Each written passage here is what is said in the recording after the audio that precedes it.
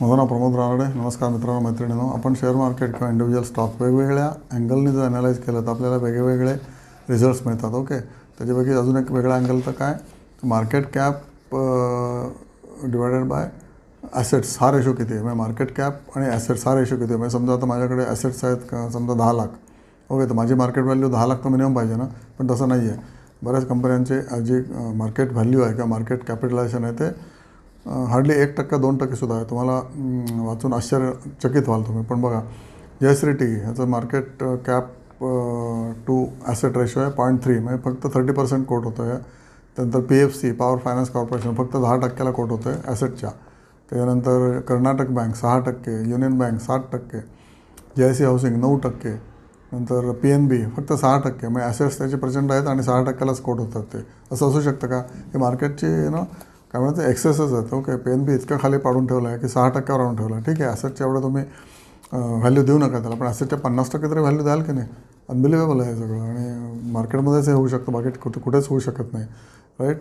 आणि काही कंपन्या ॲसेटच्या वरती पण कोट होतात. जसं Panasonic carbon 1.4 times asset coat होते. Padamji paper 1.3 times, GHCL 1.4 times, त्याच्यानंतर नाल्को 1.5 टाइम्स, आणि काही उत्तम कंपन्या MNC कंपन्या 5 टाइम्स 6 टाइम्स सुद्धा कोट होतं ॲसेटच्या.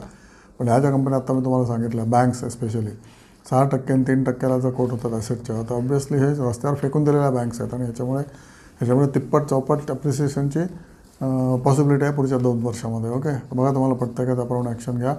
आणि हे तुम्हाला मी काही शेअर सांगितले, आता अजूनही काही सांगतो. ऑइल इंडिया 0.67 म्हणजे 67%वरच आहे कोटेशन. नंतर वेस्ट कोस्ट पेपर 60%, बंधन बँक 14%वरच कोट होतं ॲसेटच्या, करोड बँक 15%वरच कोट होतं आहे. त्यानंतर जिंदालचा जाऊ दे, इलेक्ट्रोस्टील कास्टिंग 67%, त्यानंतर प्रकाश इंडस्ट्रीज जाऊ दे, हा नंबर होते.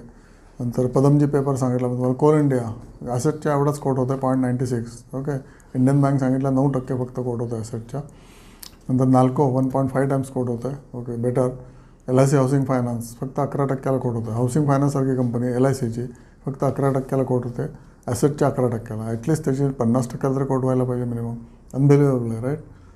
पण that is the way market is. आणि ऑब्व्हियसली तुम्ही याचा अभ्यास करा जास्त, आणि त्याच्यापुढे तुम्हाला कळेल की ॲसेटच्या किती टक्के मिनिमम कोट व्हायला पाहिजे तो शेअर. आणि जर त्याच्यापेक्षा खाली कोट होत असेल तर ऑब्व्हियसली तो सगळ्यात cheapest of the cheap share आहे, for the reason that nobody wants to look at the banks for their काय म्हणतात फ्युचर प्रॉफिटेबिलिटी. कारण प्रत्येकजण आता EMIवर जगतो आहे, त्यामुळे EMIचे पैसे परत येणार की नाही असा मार्केटला एखादा वेळेस डाऊट असेल. त्याच्यामुळे बँकावरती जात नाहीत की काय, पण नक्कीच जाणार. हे सगळा सेंटिमेंटचा गेम आहे आणि हर्ड मेंटॅलिटीचा गेम आहे. एका मोठ्या माणसाने घेतलं की सगळे